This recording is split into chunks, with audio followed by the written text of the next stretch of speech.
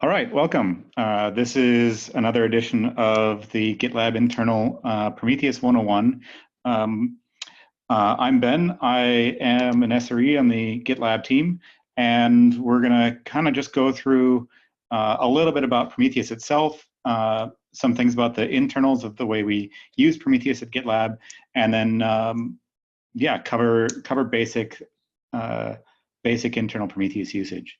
So just to get started, Prometheus is the monitoring system that we use for GitLab, and basically it covers all of the metrics-based data recording and alerting and dashboards and the majority of the telemetry that we use to run GitLab.com. It's also the part of the product, so we actually ship Prometheus monitoring with GitLab, and we also use it to monitor GitLab instances. So customers can, we use the same exact data that our customers use. Another thing, I'm not going to do a slide deck. I kind of think they're boring. I'd rather do interactive work. If people have questions, feel free to interrupt and I can answer them. So I'm going to start with some screen sharing. So just to start out, Prometheus is a monitoring system that came out of a company called SoundCloud. We had a number of monitoring needs at SoundCloud, which started from, we were deploying containerized dynamic environments back in 2012, and we needed a monitoring system that could keep up with that. And at the time, we had two different monitoring, or we had several different monitoring systems. The two primary ones we used were Nagios for checking all of the status of all the systems, and we also had Graphite to gather data. And both of those systems had problems, and we wanted a single monitoring solution that could give us better insight with the data that we had in something like Graphite, at the same time as provide an alerting infrastructure that was provided by Nagios. And so we looked around and did the classic thing, which was we invented our own thing. But we didn't invent the whole thing. We actually took a bunch of inspiration from the internal monitoring system that a couple of people had used at their previous job, known as Borgmon. And that was the monitoring system that Google used internally to monitor everything that was running at Google. And basically, Prometheus is a data model equivalent to what Borgmon did. The systems work very differently, but the data model is very similar, which is all of the applications you have provide metrics. Prometheus collects those metrics, stores them in a database, and then allows you to execute queries against the database. This is significantly different than a lot of the old Nagios or check-based systems, because when you do your check, which is a Prometheus metric scrape, you get back all of the data you would need to monitor the application instead of just one individual piece of information. So you get this multiplication of data. It also has built compared to something like Graphite, where you're sending metric samples via push. With the push system, you have problems where you can't tell the difference between an application getting no data, an application being stuck, and an application just not responding. So you get this built-in health check with every application scrape. So that covers the basic overview. The first thing I want to talk about is how does this metric system actually look? So I wanted this to be pretty practical. So we're going to use this we're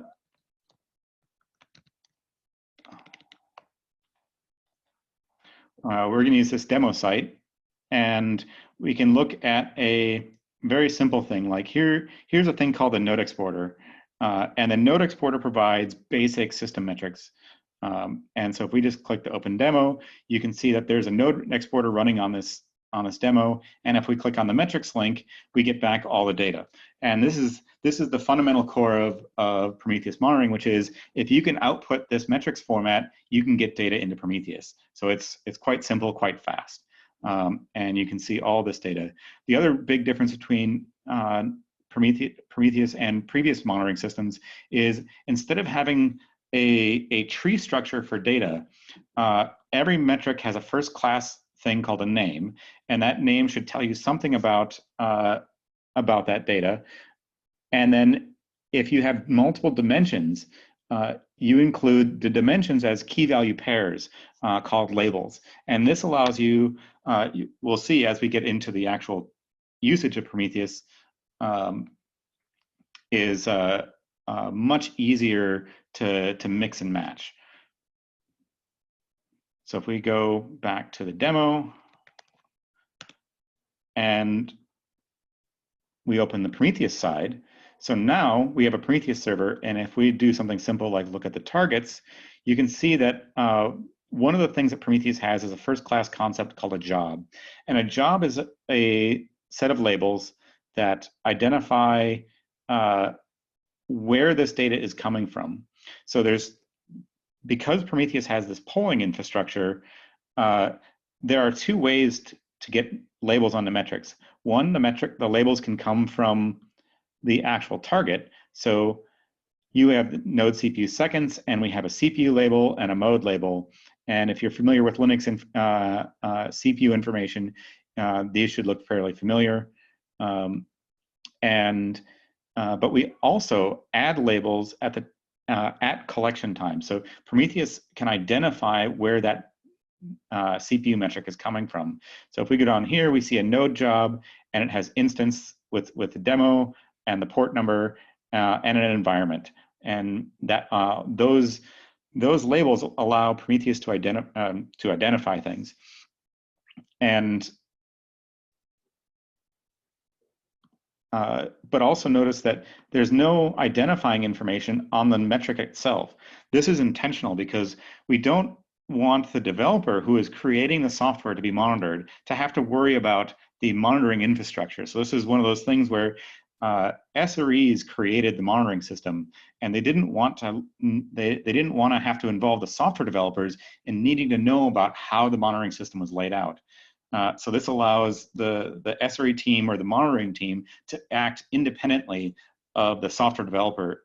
So it simplifies things for both the software developer and the SRE. So if we put in that metric, so we've put in node CPU seconds total, and we query, we see exactly the same data. And of course, this server only has one instance and one CPU, so not a lot of data.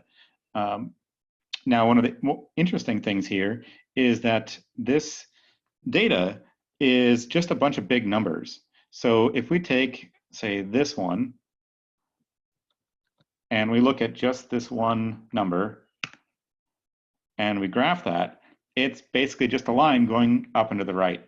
And that's because if we look at the data, the type is a counter. And so this is a cumulative counter over time. And in the Prometheus world, we want to look at counters as a first-class thing because we're polling and because we're sampling, we don't want a lost sample to affect the accuracy of our data. If we had this, say, CPU percent, and we collected the CPU percent as a gauge, and we collected at time A, it's 50%. We collected at time B, it's 50%. And if there's a spike in the middle, we wouldn't be able to see that. But with a cumulative counter, we're guaranteed that we can see a spike by looking at the start and the finish. Same thing with if we lost a scrape, is if we collect every 10 seconds, time 0 we have a data point, 10 seconds later we miss a data point, 20 seconds later we have a data point again, we lose fidelity, but we don't lose accuracy. So this is extremely important for making sure that we can do things accurately. But of course, this means that if we actually want to look at this data from what a user would expect, we need to start transforming this with the Prometheus query language. And so we'll do the simplest, most basic Prometheus query, which is we take the rate of a counter. And let's actually first let's look at how we express multiple data points. So let's take a look at the last 1 minute of data. So if we just add what's called a range request, so we ask for the last 1 minute, we can see that 4 samples. So we were getting samples every 15 seconds. And if we refresh this, you know, we might see another sample come in. Come on, there we go. There's another sample. And in order to now turn this in to find out the rate of this counter, we can just put rate around that request. And now we get a nice little, now we get a gauge value, and we can graph that, and it looks like what you'd expect. You see a gauge of the CPU seconds, so we can see the rate of change of this counter. Everything good so far? Great. Now let's get into some GitLab specifics. So we have a whole bunch of Prometheus servers doing different things for different services. And if we look at, say, the Prometheus gprod, we can see that there are lots and lots and lots and lots of targets, huge numbers of targets. And we also have a similar one for staging. So we have the G staging one, crunch, crunch, crunch, and it has similar targets, et cetera, et cetera. So we have different available targets. And if we go into the ops one, we can actually look at something like up job equals Prometheus, and we can see all the individual instances of our Prometheus servers. So we actually have quite a bunch. And notice that, for example, we have two of these, Prometheus 1 in gprod and Prometheus 2 gprod. These are identical replicas, and this is how Prometheus deals with high availability, is because it's a polling-based system, 2 different Prometheus servers can scrape the same set of targets and get basically the same data. And this allows one Prometheus server to crash while the other one is still operating. And because it's not any kind of fancy clustering where you have to start dealing with cap theorem problems, the individual Prometheus servers are decoupled and can operate independently in the case of network partitions or other disk, or like, you know, if you were dependent on a network file system or a clustered file system or S3 buckets or some other kind of storage system, Prometheus doesn't depend on that. It only depends on itself, DNS, access to the network, and a local storage file system. So it's extremely simple in terms of what it needs in order to be robust. Now we have this problem where we have all these different Prometheus servers and all these different data sources and HA pairs, and it's now getting much more complicated. So in order to make things easier, we actually have a separate layer called Thanos. And what Thanos does is we have a separate query interface that looks just like Prometheus, except instead of going to a local time series database, it accesses the individual Prometheus servers via an internal storage API. And so you can see this is monitor default, GCP, replica 1, and replica 2. And so these are the 2 different Prometheus servers running gprod default, which monitors a bunch of different things. And so now from the graph interface here, we can just query for count up by env. And now we can see how many different targets we're collecting from each of the environments. And the way this works is Thanos takes your query and parallelizes it out to each of the individual Prometheus servers. And the Prometheus servers say, here's the query, here's my data result for that, feeds it back to Thanos. Thanos takes and actually processes the query and then returns that to you. So one of the minor issues here is Thanos has to keep track of all these queries.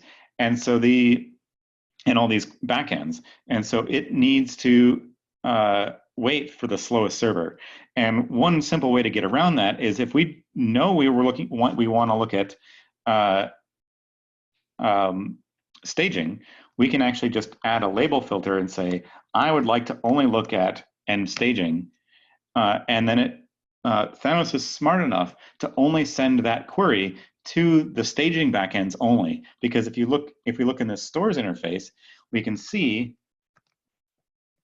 it knows what environment this data is coming from. So if you send a query to only staging, it will only go to these environments.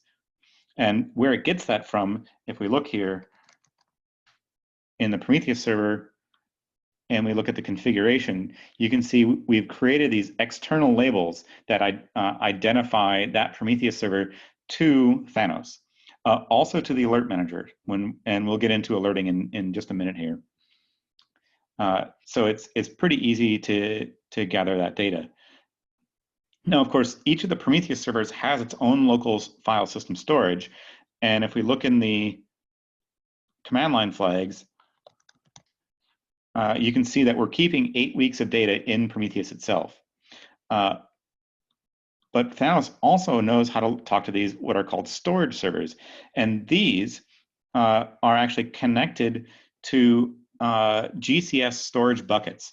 And they store data for up to a year. So we keep, what's going on is the Prometheus server is storing all this data locally, and then the Thanos sidecar takes and copies the time series database up to the GCS buckets where Thanos can then query from it. And that saves quite a lot of expense because GCS is significantly cheaper than local SSD storage or block device storage on an instance.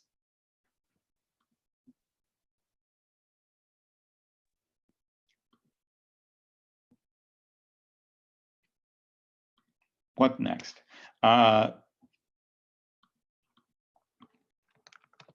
Most people who are at GitLab are probably already familiar with Grafana. Grafana is the basic front end that most people use with Prometheus, and it allows we have the configuration internally to collect from different data sources. And if we look at our data sources, you can see that the global is actually connected to Thanos, and then we have a bunch of individual connections to the various Prometheus servers. So that you can either, in a dashboard, you can either select from Thanos, or you can select from the Prometheus server directly. So if you think there might be a problem with the Thanos server, you can edit the dashboard and quickly change it to use the direct service. But of course, we're continuing to improve the quality and reliability of the Thanos service. So now let's talk a little bit about alerting, because that's Prometheus is neat and it makes pretty graphs, but the big reason that Prometheus was created in the first place was we wanted to be able to do data-driven alerting. And if we look at a normal, the gprod Prometheus server, you can see that we have lots and lots of alerts defined. And you can see that they all are, you can have multiple alerts coming from multiple files, and actually you can have different groups within different files, and so they can be named. So this file contains 2 different groups, and this is a fun one. This is an alert that is always going to fire, and what it's designed for is this is an always firing alert that gets sent to a service called Deadman Snitch, and Deadman Snitch looks for the absence of this heartbeat, and that allows us to have an end-to-end test of Prometheus sending to the Alert Manager service, sending to Deadman Snitch, and that makes sure that we're able to route alerts. Now, if we look in the configuration, you can see that we have alert managers configured. And so this is an interesting thing about the way Prometheus works is because we want to have high durability and high availability, we actually have every Prometheus server talk to every alert manager. And this means that if any single Prometheus server can send an alert and get it to one alert manager, that will trigger a delivery event. Now, in order to prevent pager storms, the alert manager is clustered. And if we look at the alert manager cluster, we can see that there's a pair of alert managers. So the Prometheus server is sending the same alerts to both of these alert managers, and the alert managers talk to each other and deduplicate the alerts that are coming in and try and attempt to fire only one alert. This allows, if there's any cluster failure of the alert managers, to fail open. So you might get 2 deliveries in the event of a alert manager cluster failure. So this is another example of where we wanted to have high durability.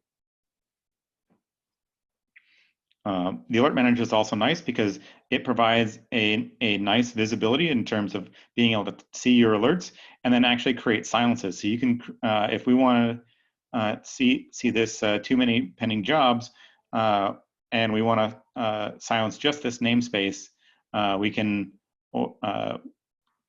just create the silence by editing this and say, for the next 6 hours, we're going to create a silence, and et cetera, et cetera. And this provides the centralized visibility into what's alerting and what's silence. So, and we can see if there's any silenced alerts. So we can see that chef client error has been silenced. Is there a way to see, is there like a Thanos for alert managers? No, the alert manager is clustered. So if you add a silence to one alert manager, it's auto-propagated to the other ones. And actually, that is one thing on the GitLab SRE to-do list is we actually have 2 separate alert manager clusters, and we're actually going to be consolidating this into one cluster.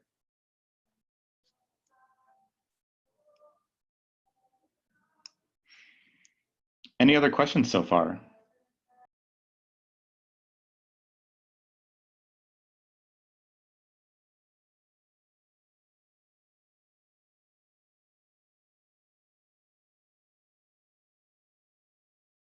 Cool. What other topics should we cover? How about how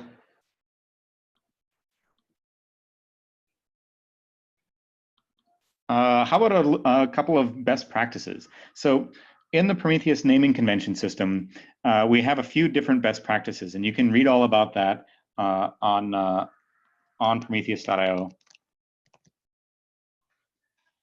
And if we go into the docs, and there's a bunch of stuff about writing and instrumenting code, and then there's some best practices documents. And some of the stuff that we want to talk about is what's valid and what's correct for writing a Prometheus metric name. One of the things that we like to talk about is that in order to easily identify counters, we always end counters in _total, so that we have process CPU seconds total or HTTP request total, and that makes it easy for the operators of Prometheus to understand that this is the metric that they're looking at as a total, and you should probably take a rate of that. Another one is we also talk about this thing called units, and we tend to recommend that everything be done in base units. So if your base unit is time, you should always use seconds, because it makes it much easier to compare data across different things if the operator of your metrics doesn't have to think about, oh, is this milliseconds or microseconds or minutes? Just put it all in seconds, because Prometheus uses float 64, which means if you have a request duration, it's accurate down to nanoseconds up to years. so it has more than enough precision to handle any arbitrary data amount of time. Same thing with bytes. Although there is one use case where we've seen that float 64 is not quite good enough. If you have 100 gigabit or more traffic interfaces, you start to run out of precision when you hit 8 days of 100 gigabit interface, because we only have 53 bits to store the precision in a float. Although even if you go over that, you only start to lose precision in kilobytes. So is precision in kilobytes that important for a 100 gigabit interface? I don't know. It's not quite as important. You can also do a simple trick, which we've done in the past, which is you can take a uint64 counter and auto wrap it with by taking the modulus of the float 64 2 to the 53. So we did this in SNMP. Is we have this we automatically wrap counters. So you'll end up having a counter wrap automatically added every 8 days, and that seems to be good enough for me.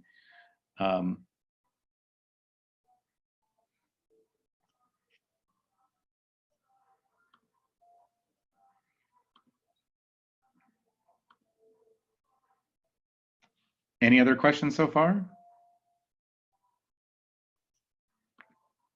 How about in chat? Yeah, I can do a tour of useful dashboards. We have lots of dashboards. What's useful? Well, the GitLab triage is the top. Is one of the, you can see in my personal history. You can see what I look at. I've been looking at Redis a lot recently because we've been looking at saturation metrics where we can see, yes, we're having a bad time with Redis. We're basically pinned at 100% CPU on the single-threaded Redis masters. It's not so great. We've got the cache ones going pretty well today, though. Another saturation one I look at fairly often is Unicorn. One of the big problems with the way with Rails is you're limited to the number of simultaneous requests based on how many Unicorn workers are available. And since we currently have, what does the metric say, 1,428 Unicorn workers, if we get any more requests simultaneously than that, we're out. We start queuing, and queuing is no good because it just means that we're accepting requests in our HA proxy that we have no backends available to handle. So this is just not fun for the users. So at this point we're having up to hundreds to a couple thousand requests for not a very long period of time, but these peaks are bad because it causes significantly high latency from the user's perspective. And as we can see, even though we have lots and lots of workers, even when we're pegged, we're still not really utilizing the resources we have. So we're only hitting we can only really hit about 60% utilization before we're out of CPU. And some of this is due to we can't expand the worker pool because of backend database issues. So opening up one bottleneck finds another bottleneck. If you don't mind, the queued connections, can you show? Can you edit that for a moment? Sure. Yeah, on Unicorn workers, just to show the metrics in play. I was curious if that one was if the queued connections was representing the number of delayed requests or the mean duration spent in queue. No. And I figured we could answer that question by looking at the definition for the graph. Yes. So if we look at queued connections, you can see that this comes from. Wait, what? No, that's GitLab triage. Why are we looking at that?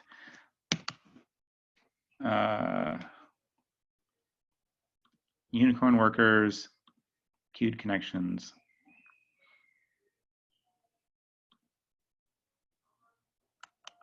if my Mac would respond.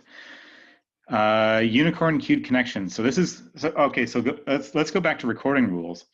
So one of the things that Prometheus can do is it can take, and instead of just alerting, it can take a Prometheus query and take the data from a query and store it in a new metric.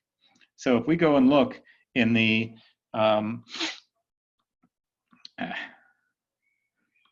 in this GitLab repo called runbooks, we can see that we have a whole bunch of these rules defined. And if we look in the unicorn one, we can see that we take the queued connections. So we have a metric called unicorn queued connections, and then we sum it up for the total per cluster. And then, so that gives us a simple overview of all of the queued connections on a without any of the individual instances. So if we actually just take this query and put it into gprod. So does that mean it's an instantaneous count? Yes, this is an instantaneous count of how many connections that Unicorn thinks it has. And what this is coming from is this is actually coming from a thing called the Unicorn sampler. And so basically there's a background thread in Ruby that checks to see how many queued connections there are and stuffs that into a Prometheus metric. Oh, Makes sense. Thank you. And so if we look at the application one, which is where we get this data from, you can see that each of the individual Unicorn masters returns a single value. And so many of them can be 0. But we can see that some of them are queued. Some of them are more queued than others. And then we get this overall queuing based on this sum. And that's an instantaneous value. So of course this one of the things that I think we have been thinking about is adding a total queue time. I think we have one somewhere, which is what you want, which is a total queue time counter, or possibly what's called a histogram of the queuing time. So every time we queue a connection, we observe the queue time and stick that into a histogram, and that way we can get a heat map of our queuing. And I think that's on our backlog for the product side to implement that. Yeah, that would be fantastic. Thank you. Yep. Yeah, because that's actually a good one. I think we have where's a good heat map example?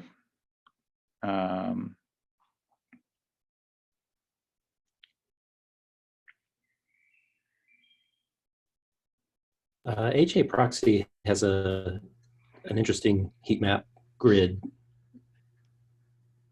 Yes. I can't.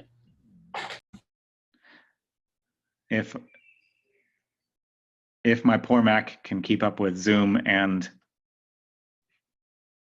presenting. Nope. Let's close some windows.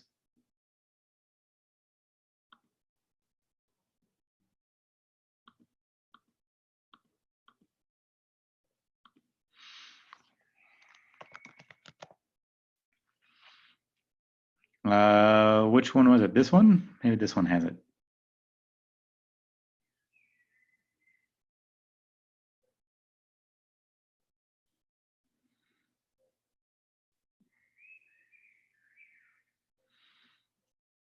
Come on.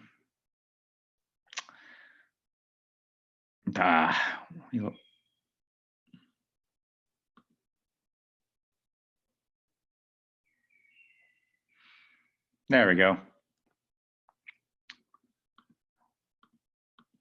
I think we're having data loading problems. Too many people looking at the dashboards. simultaneously. There we go. Yeah, there we go. Now there's an example of a latency heat map. And this comes from a HA proxy metric. Although this one is interesting, you'll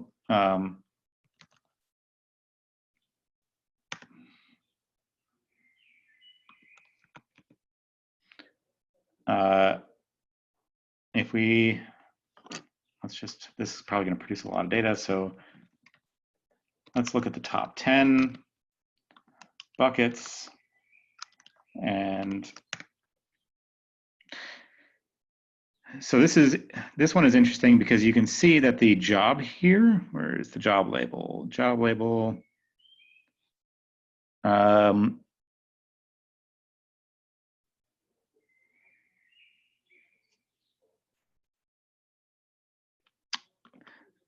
Yeah, there we go. Job is mtail.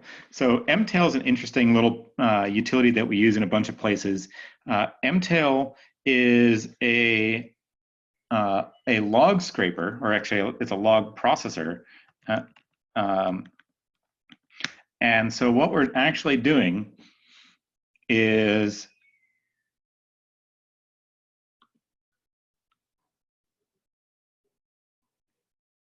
we're taking the HA proxy logs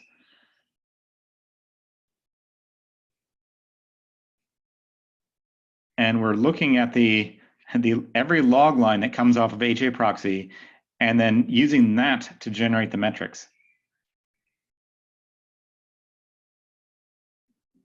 So you can see this somewhere in here we should have the definition for the HA proxy response duration with the histogram buckets that we're collecting and the backend and the server name. So this is kind of a terrible hack, but it's the only way to get this detail of granularity out of HA proxy. Unfortunately, HA proxy's internal metrics don't provide this information for us. So we have to work around HA proxy by implementing it ourselves based on the logs, which is kind of gross, but kind of great.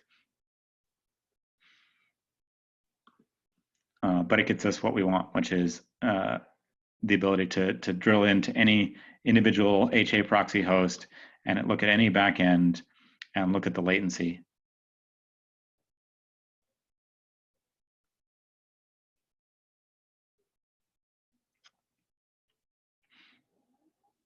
So let's talk through the heat map for a moment, if we can. I see the y-axis looks like it's log scale. The y-axis is actually based on the buckets that we've defined. Okay.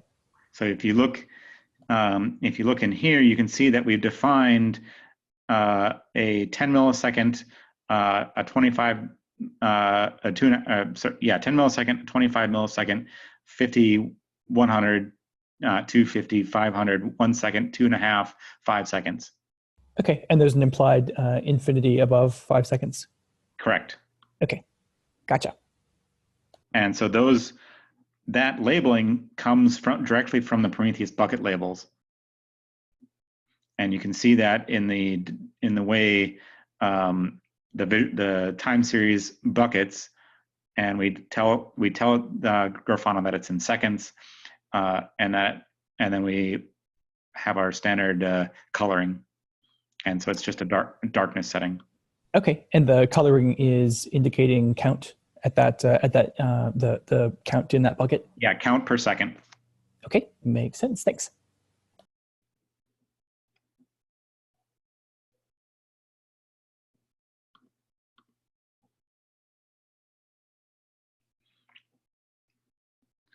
Any other topics?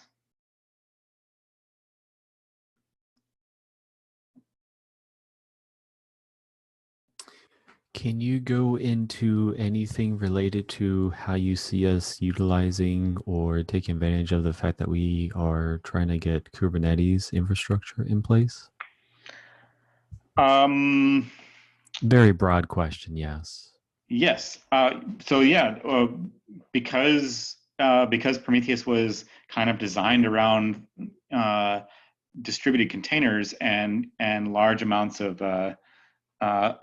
dynamic infrastructure, it's basically like this is exactly how we're going to use Prometheus just exactly the way it was designed for, which is we'll have Prometheus deployed in Kubernetes with Thanos to give us an overall view of everything that's running.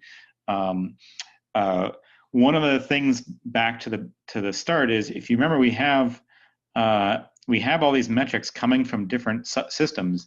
One of the things that Prometheus was designed around was the idea that applications it was designed around the idea that we shouldn't have an agent.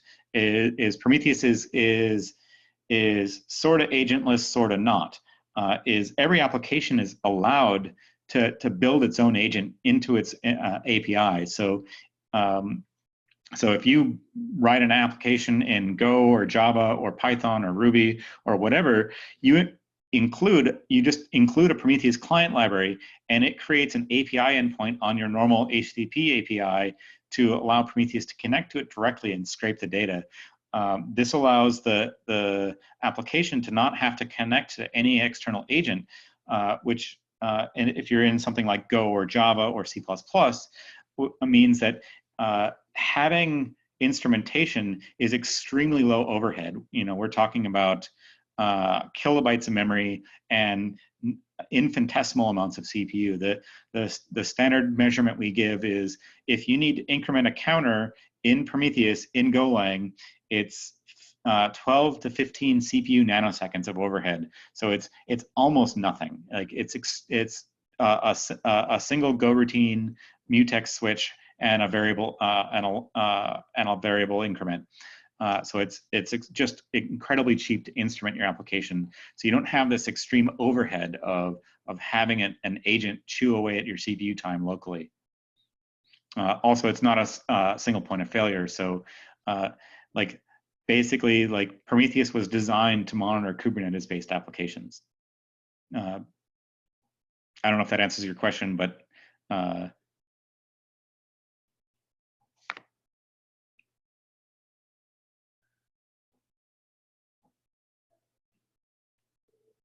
yes, no, maybe?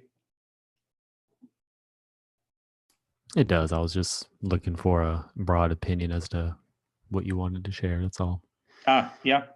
No, it's just going to be implement Prometheus as you would in any Kubernetes cluster anywhere. We don't have to do anything special. It should be extremely easy compared to having to write a whole cookbook and figure out our discovery methods and things like that, because Prometheus can talk directly to the Kubernetes API for discovery, and we don't have to deal with the crazy cookbook madness that we have for the Chef infrastructure. It would be nice to get rid of some of that. Yep. I have a bunch of different plans for that.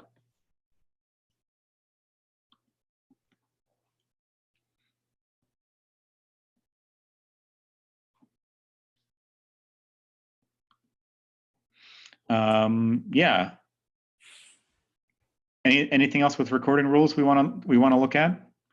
Actually, one good SRE thing for recording rules is how do you monitor Prometheus? Well, Prometheus can monitor Prometheus.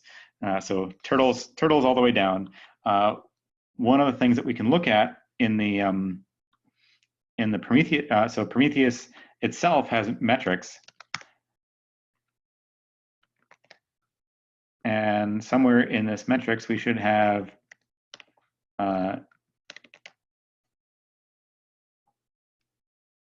if my Mac can, come on, there we go.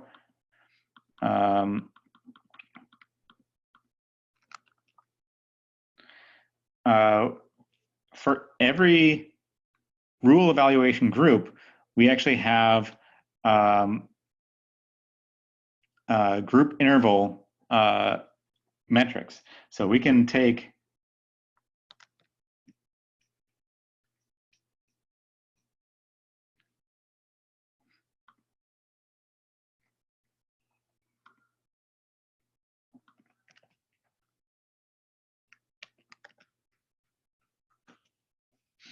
and see the rule evaluation interval that tells us how well our Prometheus rules are being processed.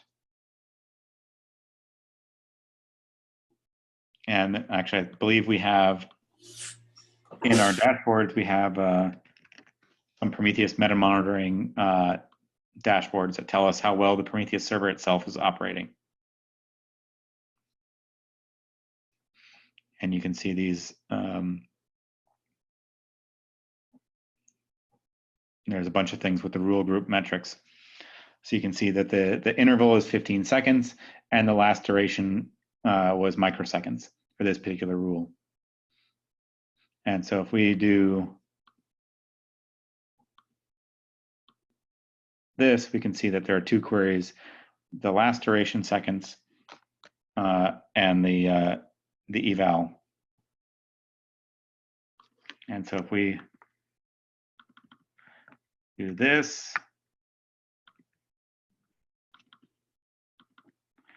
and notice, again, we're using this base unit of seconds because it makes it significantly easier to compare things.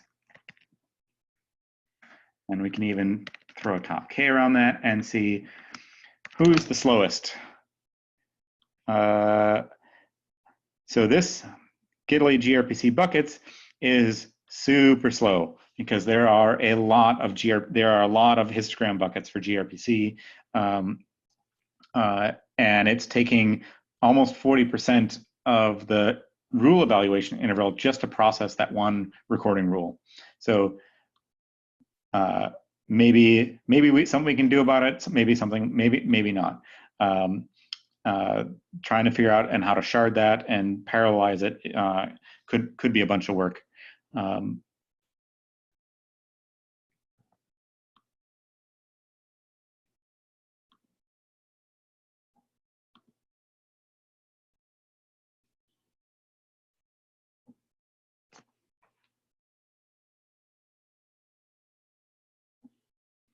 Any final questions before we finish this up? I was actually curious about a little more detail on the auto configuration. You were mentioning that it'll connect to a Kubernetes cluster and automatically pull what it needs to map from that. What about like other auto configuration? Can it find different Kubernetes clusters? Can it find different Prometheus? I mean, can Thanos find different Prometheus nodes, or does that all have to be configured by hand? So Thanos we're configuring by hand. Well, sort of configuring by hand. Will be we're currently just using so like the way we do most of the service discovery right now is in Chef, and it's all done using Chef searches. So for the Thanos stuff, we're actually adding some additional ability to manually configure different Kubernetes clusters into the Thanos configuration, simply because we don't really have any other inventory system outside of Chef and Prometheus API itself. So we don't really, there's not really like a Terraform information provider service that I'm aware of. So there's not like a, and we don't run anything like Netbox where we could use that as a source of truth. So we don't really have like a database that we could pull from.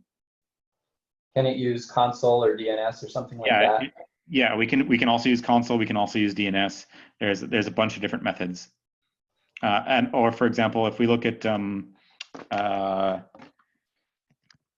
Prometheus-01 for the runners, so we also monitor the runners with Prometheus.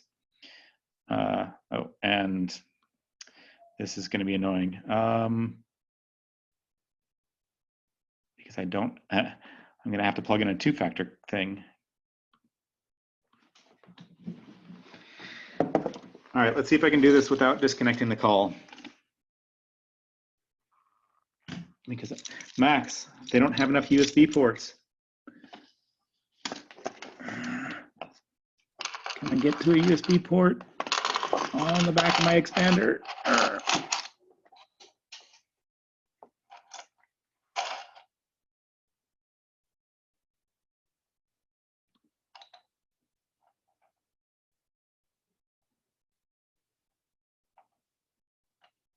Yay.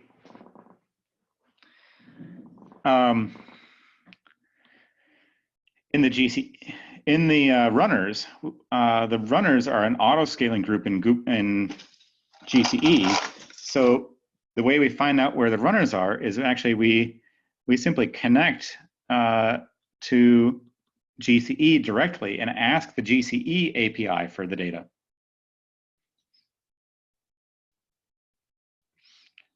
And that pulls in, so if we look at the GCE SD configs, you can see that we can get all the metadata from GCE directly.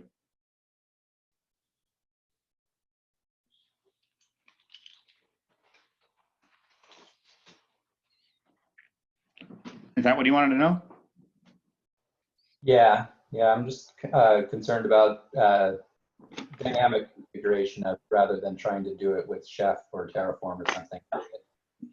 Yep. Yeah. No. We'll definitely be using automatic discovery so that we don't have to keep doing things manually.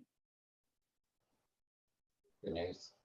Yeah. So right now our stumbling block on that is that we just don't have that data in console or anything else. It's not that Prometheus won't get it; it's that we don't have it. Yep. Yeah, and that's definitely something we should work on. Yeah, that answers my question. Thanks. Cool.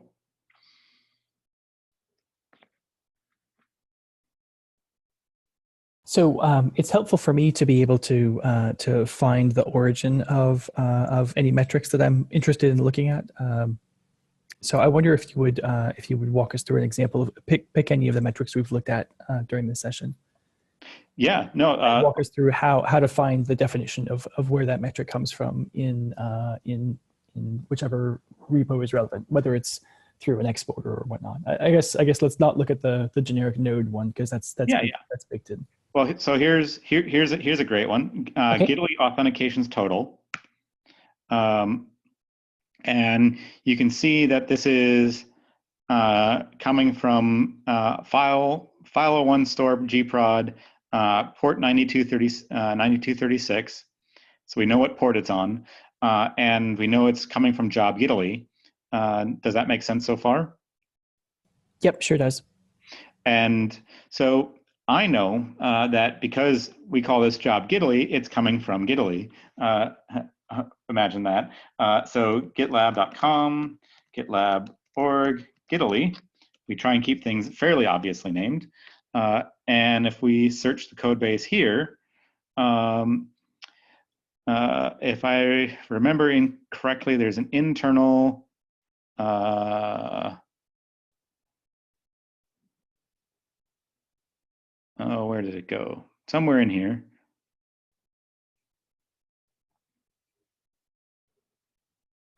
Is it in server? No. Let me. So without relying on prior knowledge, how would I search for this metric? Is there like a distinctive string I could search for in like an exporters list? Well, if you were to log in, if you had a machine in production, you can simply curl that endpoint and it will return that metric, and it will be coming from that process. So you can identify the process. However, we know it's coming from Gitly because it's coming from Gitly's port because Gitly listens on that port for metrics. So we know what host it's coming from. We know what port it's on. We could SSH into that host. Okay. So does that mean that we could take the string Gitly _authentications_ total and find that in the Gitly code base? Yep. Okay. It may not be exactly that because and that's what I'm trying to find. Oh,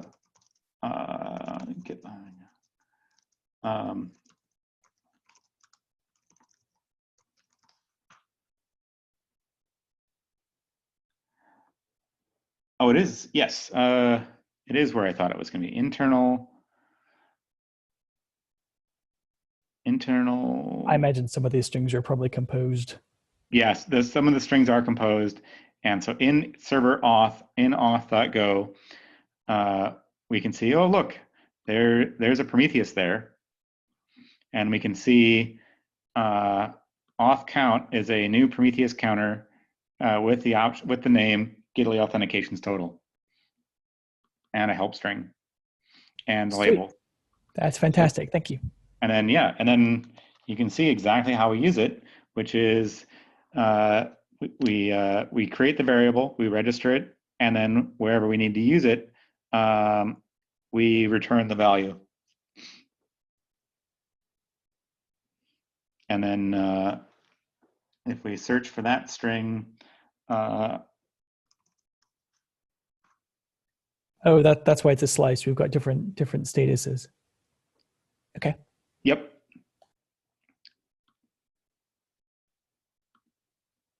And so it's pretty straightforward. And you can see here that we have like enforced true and status OK. Okie dokie. That's fantastic. Thank you. Yeah, it's pretty straightforward. And we have the same thing. You can find the similar thing with finding metrics in the Rails code base and in the Go code bases. And if you're unsure, you can always search for these like Prometheus new counter vector or the so you can just search for Prometheus in a Golang code base, or you can. What's that look like in Rails? Prometheus something or other, I guess. GitLab or GitLab CE. In the GitLab CE code base, we've put most of the stuff into one area. I think it's lib GitLab.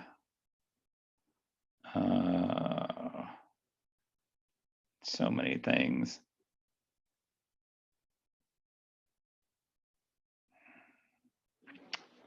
No.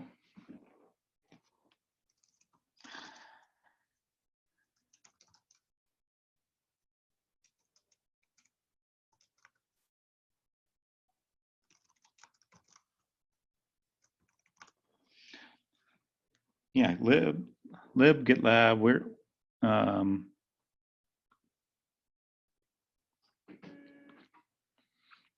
we have some top level definitions of GitLab Prometheus, and then the actual metrics come from metrics, and we have things like the Ruby sampler that does things like process CPU seconds. Okay, this is polling based stuff.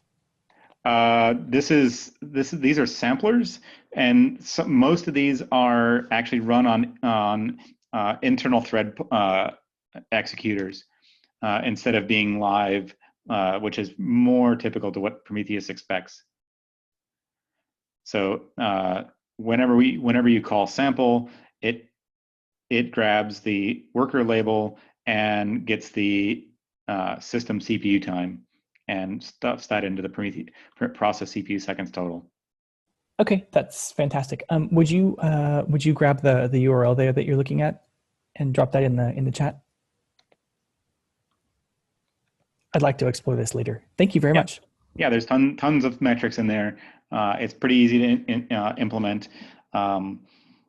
Happy to see issues and merge requests for improving metrics.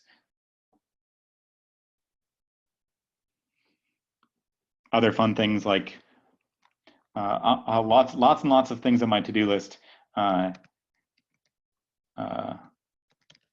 There's this thing called the eBPF exporter, which is absolutely absurd and awesome because what it does is it lets you write eBPF and stuff and grab data from the kernel, including histogram latency buckets from block.io, which makes for super pretty block.io graphs. So we could actually get block device IO heat maps from the kernel.